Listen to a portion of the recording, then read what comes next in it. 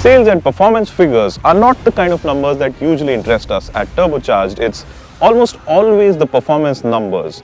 But the Hyundai Creta is a name that has made an exception for itself with its unprecedented success.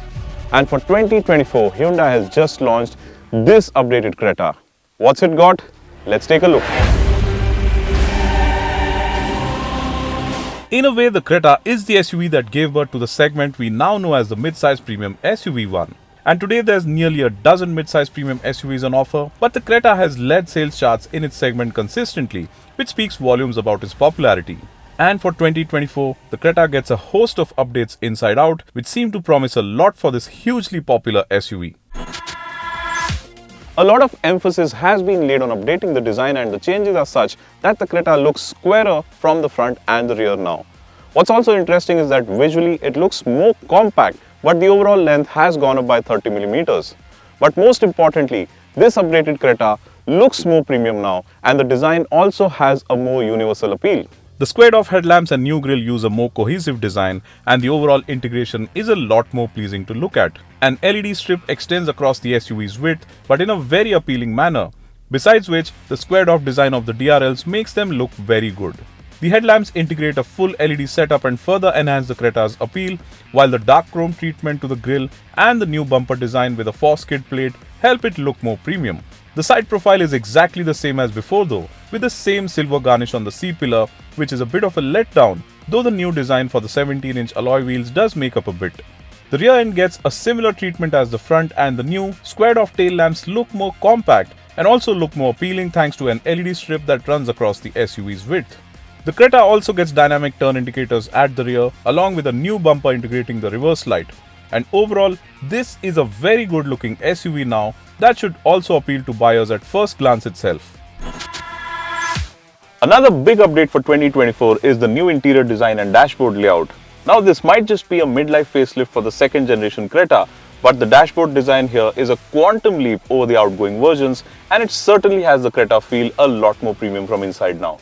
The dashboard design is all new, and the star of the show here is the large panel housing the dual 10.25-inch displays. What's also worth noting is that a single glass panel, which is curved at the center, houses both the displays, and the infotainment screen is also angled towards the driver slightly. The instrument cluster display gets switchable themes like we have seen on the Alcazar and Tucson previously. The center console houses a new panel for climate control and infotainment controls, and thankfully, these are physical buttons with rotary knobs and not a touch panel. Hyundai has also replaced the ever-popular beige interior theme with a light grey color, which goes well with the black panels, and overall, this is a more appealing looking combination, besides which, the grey leather is also less likely to turn brownish given our dusty conditions. The panoramic sunroof does well to offer a roomy feel too, and overall, the Creta's cabin looks and feels more premium now, besides which, Hyundai has also improved under-thigh support at the rear to offer better comfort to second-row passengers. Hyundai has always been at the top of the features game with the Creta, equipping this SUV with more features than any of its rivals. And that trend continues for 2024 because this SUV gets a host of additions, and the most important of them all has to be the inclusion of Level 2 ADAS. It was quite obvious the Creta will be equipped with Level 2 ADAS as part of this update, and effectively, you get the same functionalities as the new Verma that was launched last year. This means the Creta gets driver assist systems that we've tried and appreciated before in terms of their effectiveness. Besides ADAS, the Creta also gets 360-degree view, user interface support in 12 different languages, ambient sounds of nature, a complimentary 1-year ad-free subscription for music with on-screen lyrics, besides the 8-speaker Bose audio system. Hyundai's BlueLink connected technology brings over 70 connected features along with Alexa integration, voice commands and more. The Creta also comes with dual-zone climate control now, besides the ventilated front seats. On the safety front, you get 6 airbags as standard, seatbelt reminders for all seats, along with ESC, hill start assist, tire pressure monitoring and a lot more. Like before, you can have the Creta with the 1.5-litre naturally aspirated petrol engine or the 1.5-litre diesel engine, and Hyundai also tells us that fuel efficiency for the diesel is up by almost 1 km per litre. But what we are driving today is the most powerful version of the Creta yet, because this one has Hyundai's 1.5-litre turbocharged petrol engine that puts out 160 PS and 253 Newton meters of torque, which is sent to the front wheels via a 7-speed DCT. The 1.5-litre turbo petrol is our pick of the lot in fact, given its heady mix of refinement and performance. It's hard to tell the engine is running at idle given how smooth it is, and given the outputs, the Creta is also one of the quickest accelerating SUVs in its segment now. The dual clutch transmission is quick to swap cogs and the paddle shifters add to the engaging feel further. And this engine gearbox combination certainly helps in making the Creta even more likable as a driver's car.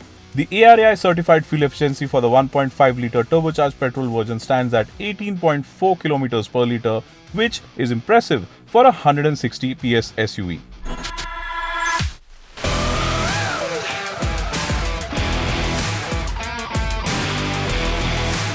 The suspension setup for the naturally aspirated petrol and the diesel versions remains the same, which means you get the same plush ride quality as before, which is one of the reasons behind the Creta finding favor with family SUV buyers.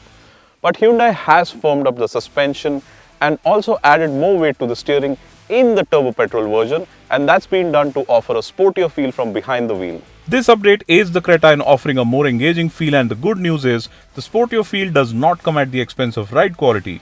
So while the naturally aspirated petrol and diesel versions both offer an excellent balance between ride and handling, the turbo petrol version does even better, offering a more confident feel on highways and around corners without really compromising occupant comfort. What's more, steering feedback has improved as well and is yet another contributing factor towards the Creta feeling more of a driver's car now. The bottom line here is the Creta builds on its strengths further, feeling like an even more wholesome package now. The Creta is arguably Hyundai's biggest success story in India because the manufacturer has sold nearly 1 million units of the Creta since its launch in 2015. Now that's an average of over 1 lakh units of the Creta sold every year. And this updated Creta here has been engineered, packaged and designed specifically for the Indian market, which further underlines the importance of this model for Hyundai in India.